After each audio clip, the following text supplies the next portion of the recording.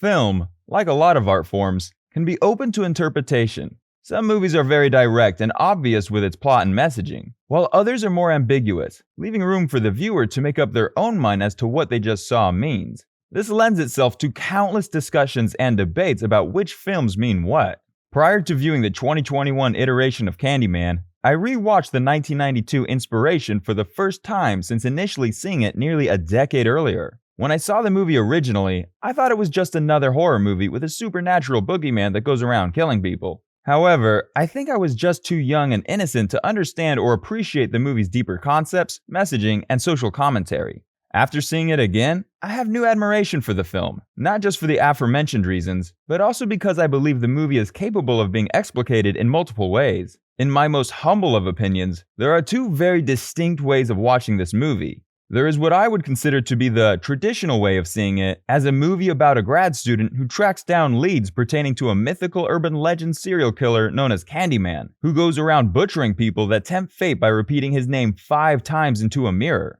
To me, the movie is more complicated than just being about another horror monster sending people to the morgue. Allow me to explain. Here's how Candyman unfolded the way I originally saw it. Spoiler alert, going to be talking about this movie in depth. The 1992 Candyman, not its 2021 heir apparent. So if you haven't seen it, please go see it first. If you're not interested in seeing it, and just want to hear me talk about watching a movie and seeing it two completely different ways, then hopefully you'll want to watch the movie after my video so that you can make up your own mind as to what transpires. Version number 1.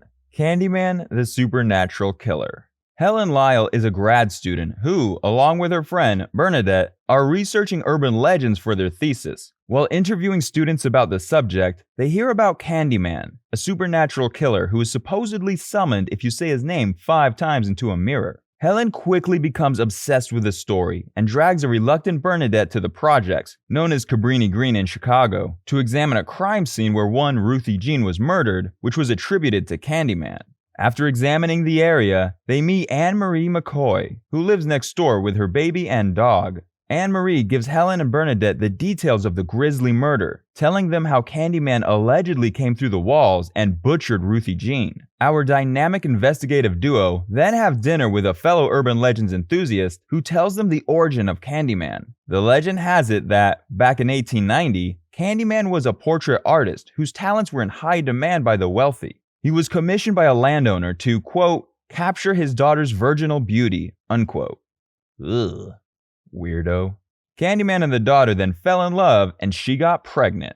The landowner was furious and commissioned a mob to brutally murder Candyman. They sawed off his right hand, smeared a honeycomb over his naked body, leading to the bees stinging him to death, all before they burned his body on a giant pyre. The story furthers Helen's obsession with the murder. She returns to Cabrini Green and talks to a local kid, Jake, about another murder that Candyman supposedly committed.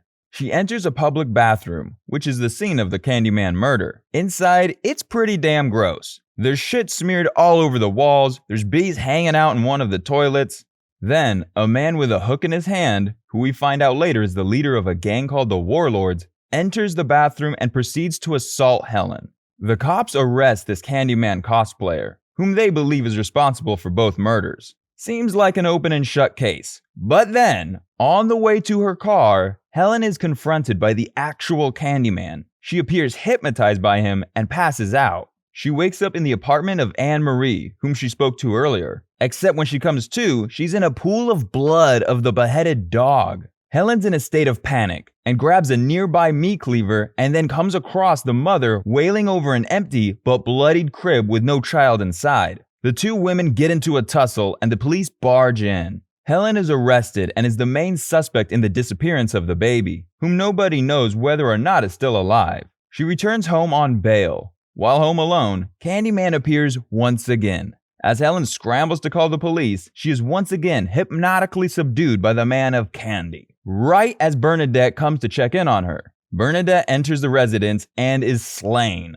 Helen is institutionalized. She meets with her doctor and is told she's been there for a month and is shown footage of her screaming at supposedly Candyman when the camera shows that nobody else was in the room. In an ill-advised attempt to prove that she's not crazy, she calls upon Candyman to appear, and appear he does, ripping into the doctor and freeing Helen from her bonds. She escapes and returns back to her condo, where she discovers her no-good, cheating Xander Berkeley husband has already started to remodel the place with the college student he's been sleeping with. Helen wanders back to Cabrini Green and finds Candyman and the kidnapped child. Candyman seduces her with his mystical sex appeal, and the two swap spit and beads. Helen awakes, again, examines her surroundings, and sees "It Was Always You, Helen" sprayed onto the wall over a mural ostensibly depicting Candyman and his lover, whom we assume is Helen, or at least that Helen is a reincarnated version of his lover. Outside, there is a giant pyre that's to be lit, and Helen hears the screams of the baby coming from within.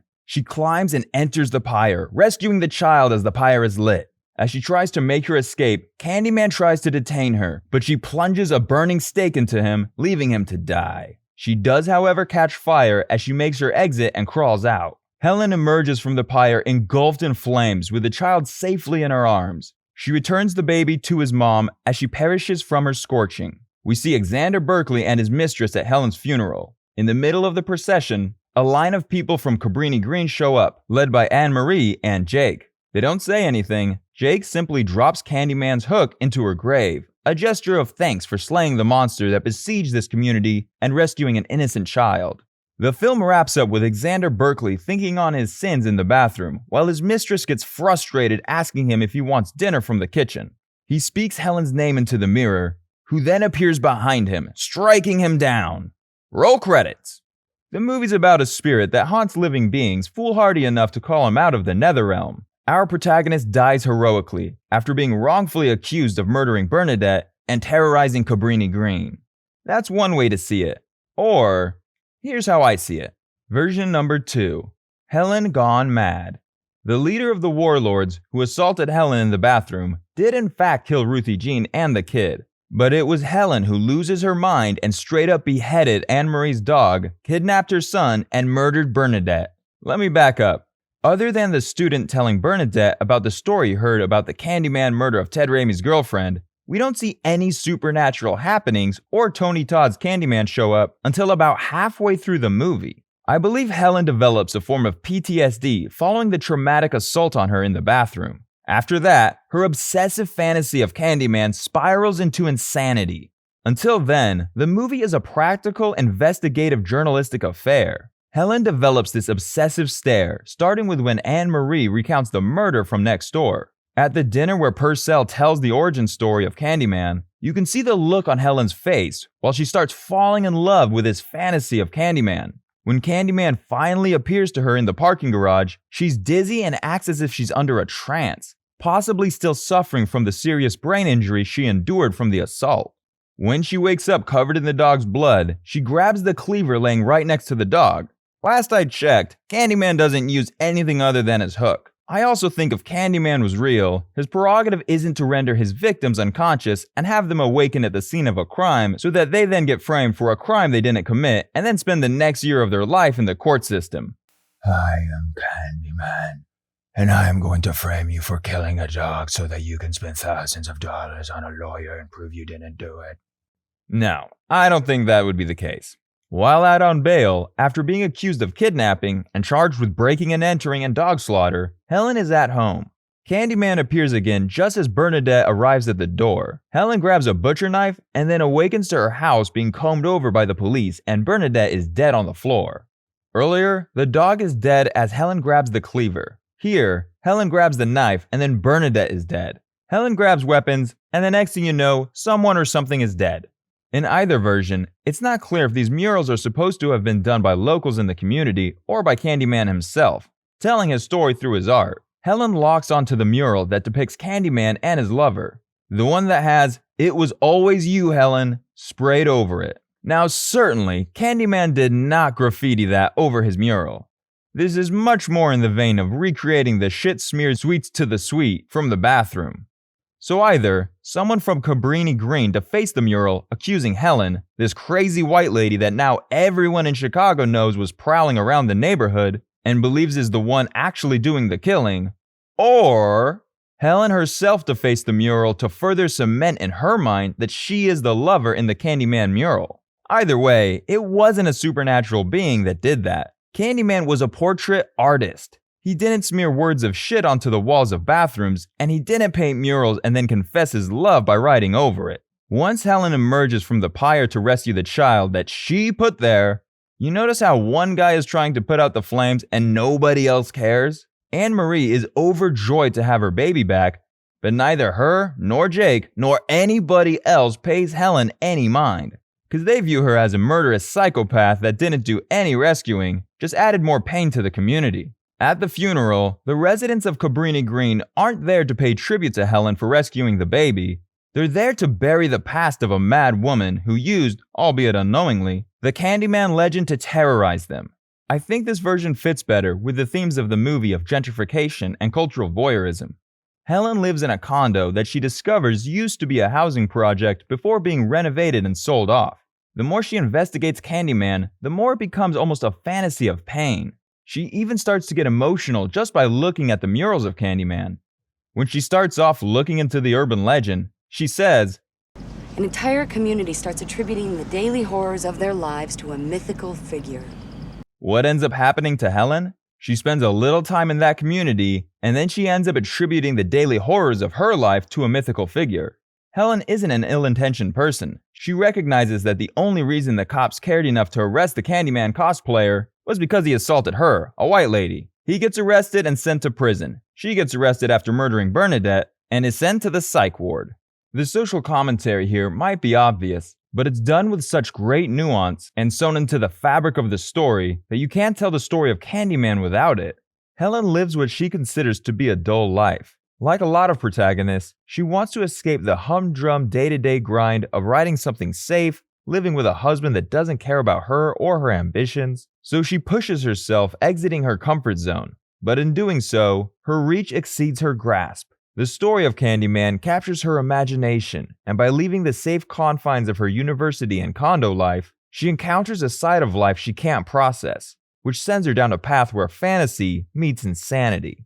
What I appreciate about this movie the most is that if you want to view it as a horror monster movie with a heroine protagonist, you can see it that way. If you want to view the movie more as a character study about a woman losing her mind and unconsciously projects her foul deeds onto an imaginary supernatural killer, you can see that too. Regardless, however you view the movie, Virginia Madsen is fantastic, as she exudes affability as the protagonist that you root for, as she always seems well-intentioned. Tony Todd's importance for this movie to work cannot be overstated. His size, voice, and overall presence make the Candyman feel like both an unstoppable force and an immovable object. Props to Bernard Rose, the director and screenplay writer, who I think did a great job of world and lore building. I have one final theory. This one's just about the end of the movie. There's one specific character that may have been the driving force to sending Helen into madness. It is Xander Berkeley. Because, if my theory about Helen committing all the murders is in fact the case, then the only possible explanation for Xander Berkeley's death at the end of the film is that his mistress murders him. There's a bit of build-up to it as well. She gets frustrated from the kitchen, asking questions about making dinner. She starts to cut at the meat a bit ferociously, as there's always a weapon nearby with Helen when she imagines Candyman showing up and committing murder. Once again, Xander's woman has grabbed a murder weapon and boom, another person gets it. This time, he himself. Given his nature of being a husband with a suboptimal moral compass, I can't say that it's that far of a stretch to believe that he'd drive a woman to the brink of insanity, where one would cut him to pieces. We all have met someone who have the innate ability to drive you insane. Whether it's what they say, how they act, some people just have that devil-burdened curse. A lot of married people would say their spouse has this skill. Candyman is a cautionary tale about what can happen when you're that guy. That guy that sends people off the edge of mental stability. You go around acting a fool, cheating on your wife, getting together with your student. Eventually, you could find yourself in a pool of your own blood. Don't be that guy. Wait a minute. If Helen's the murderer, how did she kill the doctor? Did he release her bonds? Is she like Patrick Bateman in American Psycho?